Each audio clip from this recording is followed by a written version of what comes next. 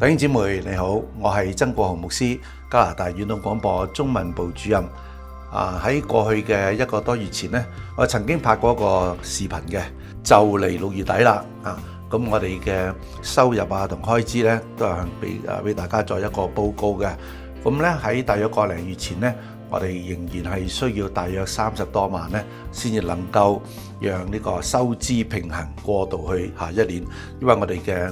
財政年度呢，係每年嘅7月1號開始到明年嘅6月30號。咁而上一次呢，我哋想講俾大家聽呢，都好緊張啊嚇，因為剩翻餘下落嚟，即係得嘅個零2個月時間呢，要籌到成30萬至35萬左右，先至能夠過渡嘅話呢，咁其實需要大家喺主裏邊呢為我哋祈禱啦，喺主裏邊呢紀念我哋啦。咁結果今日要講俾大家聽嘅呢，我哋已經非常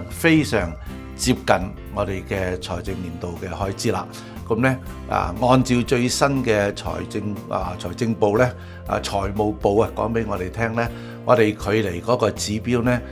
已經達到大約90幾個%啦。咁91又係90幾，97又係90幾，咁90幾咧，其實咧都因為我一路講嘅時候咧，嗰個數字一路都變緊㗎啦。咁咧，其實而家我哋咧大約相差咧，你可以話相差大約4萬零5萬蚊左右，就能夠達到收支平衡而過渡到下一年啦。咁所以喺呢度咧，我多謝大家過去俾我哋嘅鼓勵。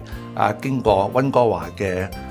聚餐啦，呢個異象分享會啦，仲有咧 Edmonton 啦、Calgary 啦等等，總共咧就有4個聚餐嘅。咁呢4個聚餐裏邊咧，我哋播放一個短片，好多弟兄姊妹都話呢個短片非常好，非常受感動。咁咧，如果大家冇機會睇呢個短片咧，同我哋聯絡，我哋日後咧將會將呢個短片咧剪輯成另外一啲比較短啲嘅，冇咁長嘅，但係可以去到教會嘅團契